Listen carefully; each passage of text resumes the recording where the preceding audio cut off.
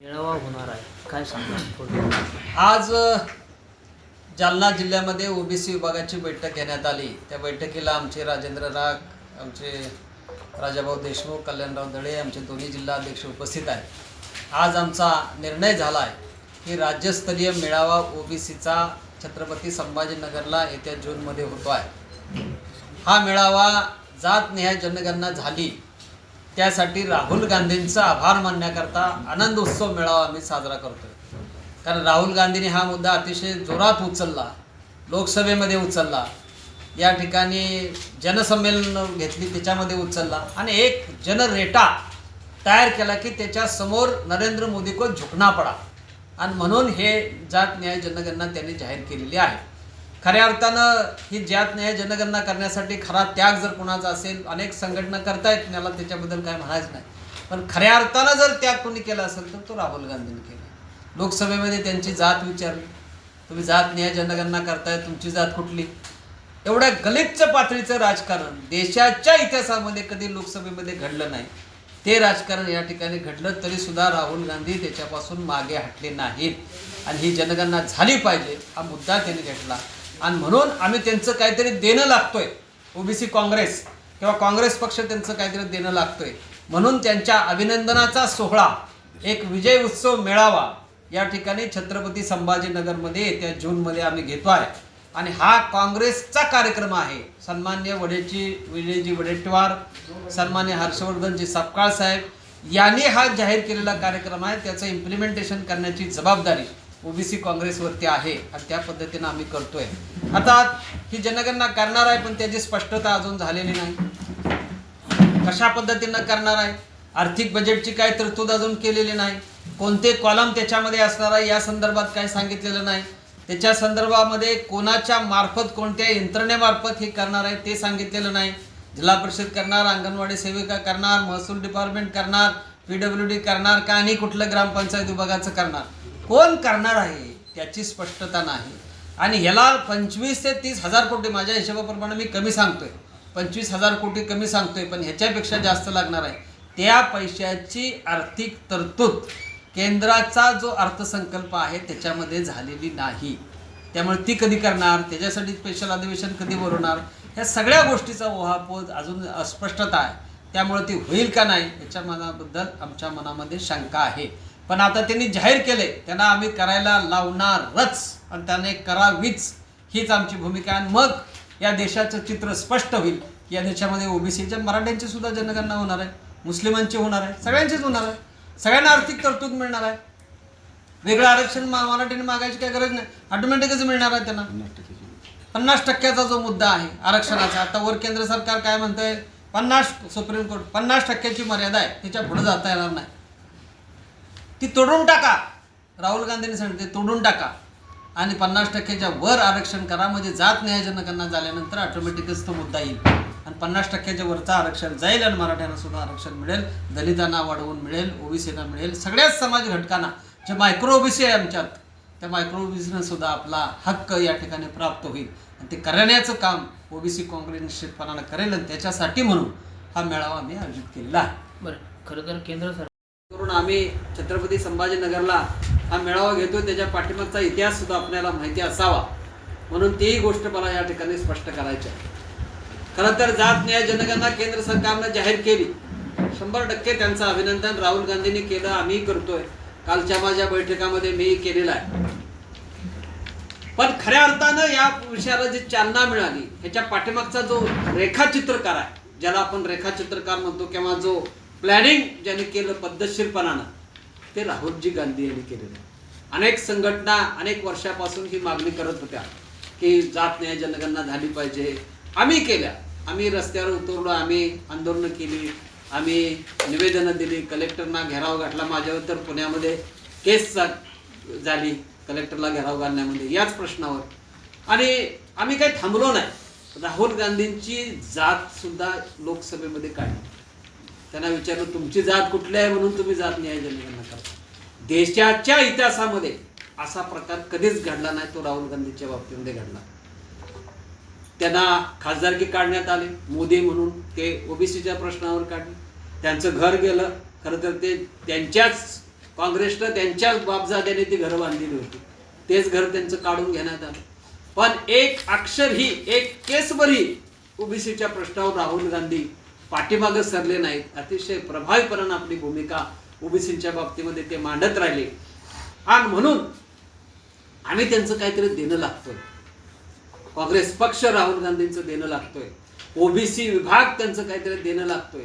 त्यातून उतराई व्हावं यासाठी राहुल गांधींचा आनंद उत्सव सोहळा, विजय उत्सव सोहळा आणि त्यांचा अभिनंदन सोहळा हा छत्रपती संभाजीनगरमध्ये येत्या जूनमध्ये आम्ही घेतो आहोत. आणि त्या कारणासाठी लोक मोठ्या प्रमाणामध्ये यावं अशा पद्धतीची विनंती करण्यासाठी मी महाराष्ट्राच्या दौऱ्यावर गेल्या 2-3 दिवसापासून आहे. खरं तर आज आपण माझ्या ह्या प्रेस नोटमध्ये सगळे मुद्दे आम्ही या ठिकाणी घेतलेले आहेत. आज विधान ह्याच्या जिल्हा परिषदच्या निवडणुका तुम्ही जाहीर केल्या. कुणी केल्या निवडणुका जाहीर? कोर्टाने केल्या. मग तुम्ही गेली 6 वर्ष हा विषय का पेंडिंग ठेवला? कोर्टाने त्यांना विचारलं तुषार मेहताला की निवडणुका घ्यायला काय तुला अधिकार, अडचण आहे का? तर काय नाही. मग आजपासून का घेतल्या नाही? मुंबई सारखी महानगरपालिका, छत्रपती संभाजीनगर सारख्या ज्या सेन्सिटिव्ह महानगरपालिका आहेत त्याच्या निवडणुका तुम्ही का घेतल्या नाही? स्पेशली तुम्ही सगळ्यांनी मीडियाने दाखवलंय, बघितलंय, ऐकलंय, तुम्हाला लाईव्ह सुद्धा बघायला मिळालं असेल. म्हणून एवढी बेइज्जत करून टाकली तेव्हा कुठं आता निवडणुका घ्या म्हणून त्यांनी घोषित केलेलं. आज जातनीय जनगणना करा म्हणून तुम्ही सांगितलं, पण काय तरतूद आहे तुमच्याकडे? 25,000 कोटी रुपयांची तरतूद तुमच्याकडे आहे का की जातनीय जनगणना करण्याकरता? आणि कशा पद्धतीने करणार आहे? महाराष्ट्रामध्ये 348 जाती आहेत, देशामध्ये 3,500-4 हजार जाती आहेत. त्या जातीचे कॉलम कसे असणार आहेत, कशा पद्धतीने करणार आहे, पुन्हा मार्फत तुम्ही करणार आहे? अंगणवाडी सेविकांच्या मार्फत करणार आहे, महसूल विभागामार्फत करणार आहे, ग्रामविकास मार्फत करणार आहे का महाराष्ट्र शासनाची स्वतंत्र यंत्रणा यासाठी असणार? काहीतरी स्पष्ट करा. काहीही त्याच्यामध्ये स्पष्टता नाहीये, काहीही त्याच्यामध्ये तिने दिलेलं नाही. आणि तुमचं जे आर्थिक बजेट झालं त्या आर्थिक बजेटमध्ये 31 मार्चला तुम्ही ह्याची तरतूद केलेली नाही. तुम्हाला आता स्वतंत्र अधिवेशन घ्यावं लागेल लोकसभेचं, त्याच्यामध्ये आर्थिक तरतूद करावी लागेल, त्याचा स्पेशल JR काढावा लागेल आणि मग ही जात न्याय जनगणना होईल. असं घाईघाईमध्ये निर्णय घेतले. तुम्ही अभिनंदन केलं, आम्ही राहुल गांधींनी केलं, खरगे साहेबांनी केलं, सोनियाजींनी केलं, आम्ही करतोय. छोटे छोटे कार्य आम्ही काँग्रेसचे शिपाई आहोत, आम्ही सुद्धा अभिनंदन करतोय. पण कसं करणार आहे? तुमच्याकडे काय यंत्रणा आहे काय? तुमच्याकडे पद्धत आहे? त्या पद्धतीचं त्या स्पष्टता जोपर्यंत येत नाही तोपर्यंत केंद्र सरकारच्या जात जनगणनेबाबतीत आमचा अजिबात विश्वास नाही. अनेक गोष्टी आमच्या ओबीसीला फसवणूक त्यांनी केलेली आहे. आरक्षण गेलं तर मी राजीनामा देऊन हिमालयात जाईन म्हणून सांगणारे देवेंद्र फडणवीस अजूनही आरक्षणाचं बांठी आयोगाच्या संदर्भामध्ये अजूनही त्याच्या सुनावण्या होणार आहेत. कोर्टाने सांगितलं की सध्या निवडणुका घ्या, बांठी आयोगाचं काय करायचं ते पुढं आपण ठरवू, सध्या निवडणुका घ्या. कारण एसीत बसून या जिल्हा परिषदेचा कारभार करणाऱ्या लोकांच्याकडे किती वेळा हेलपाट घालवणार आमचा माणूस, अशा भाषेत या ठिकाणी सरकारला खडसावलेला. आता हे काय करतायत बघूया. निवडणुका घेणार का, कशा पद्धतीनं घेणार, कशा पद्धतीनं त्या निवडणुकाला सामोरं जायचं, या सगळ्या गोष्टीचा उहापोह आता काही दिवसामध्ये झाल्याशिवाय राहणार नाही. आणि म्हणून या सरकारवर प्रेशर टाकण्यासाठी जात न्याय गणना चांगल्या पद्धतीनं करा. या निवडणुका दबावाखाली न राहता बॅलेट पेपरवरती ह्या निवडणुका घ्या. आज तुम्ही EVM वरती घेताय निवडणुका, पण बॅलेट पेपरवर एकदा जिल्हा परिषद तर घेऊन बघा. उद्या जिल्हा परिषदच्या निवडणुका, पंचायत समितीच्या निवडणुका, नगरपालिकेच्या, महानगरपालिकेच्या बॅलेट पेपरवर काय सत्य परिस्थिती आहे ते जनतेसमोर येऊ द्या. आणि म्हणून आमची या मेळाव्यामध्ये हीच मागणी राहणार आहे की निवडणुका जिल्हा परिषदच्या, पंचायत समितीच्या बॅलेट पेपरवरती घ्या आणि लवकर घ्या आणि अतिशय सुसूत्र पद्धतीने घ्या. या सगळ्या कारणासाठी आज आपण बघतो महागाई प्रचंड वाढलेली आहे, स्कॉलरशिप आमच्या ओबीसीची बंद झालेली आहे, विविध महामंडळ तुम्ही केलेले आहेत, सुतार समाजाला केले, कुंभार समाजाला केले, ब्राह्मण समाजाला केले. पण या महामंडळाला काय तुम्ही वैधानिक दर्जा दिलाय का? त्याला स्वतंत्र अधिकारी वर्ग दिलाय का? त्याला स्वतंत्र ऑफिस दिलंय का? हे सगळे महामंडळ पत्रकारांनो ही त्या ओबीसी महामंडळाच्या ऑफिसमध्येच घातली आणि त्यानेच तो कारभार बघायचा. त्याला स्वतंत्र काही नाही, बजेट नाही, ते बाहेरच येत नाही कुठं. नुसतं हे जाहीर करतात आम्ही कुंभार समाजाला महामंडळ दिलं, आम्ही नाभिक समाजाला महामंडळ दिलं. आपण त्या नाभिक समाजाच्या महामंडळाला तुम्ही स्वतंत्र काय वैधानिक दर्जा दिलाय का ते सांगा ना. ते बोलत नाही, पण दर्जा दिला, आम्ही महामंडळ दिलं. अशा पद्धतीनं हे सगळी शुद्ध फसवणूक चालू आहे. लाईटचे दर वाढलेले आहेत, प्रचंड लाईटचे दर वाढलेले. आता डिपॉझिट त्यांनी 2 वर्षापूर्वी घेतलं. तुमच्या पक्षाचे नेते म्हणतायत की ही संकल्पना आमची होती. त्यावरती देवेंद्र फडणवीसांनी स्पष्ट सांगितलं की जातनिहाय जनगणनेला यांचाच विरोध होता. काय बोलतात देवेंद्र फडणवीस? खोटं बोलण्यामध्ये माहेर आहे. लोकसभेमध्ये त्यांच्या मिश्रा नावाच्या गृहराज्यमंत्र्यानं स्पष्टपणे जाहीर केलं की आम्ही जातनिहाय जनगणना करणार नाही. विरोध कोणाचा होता? आमचा होता. आम्ही तर 2010 साली इम्पेरिकल डेटा तयार करून ठेवलाय. त्याच्या आधारे कोर्ट रिझर्वेशन देऊ शकतं, त्याच्या आधारे बऱ्याचशा गोष्टी होऊ शकतात, आर्थिक तरतूद होऊ शकते. पण तो डेटाच बाहेर येऊन देत नाहीत. मनमोहन सिंग सरकारने 2010 साली केलाय आणि देवेंद्र फडणवीस म्हणतात ते असं. खऱ्या अर्थानं हे जर केलं असेल तर राहुल गांधींनी केलं आणि त्यांचाच श्रेय आहे.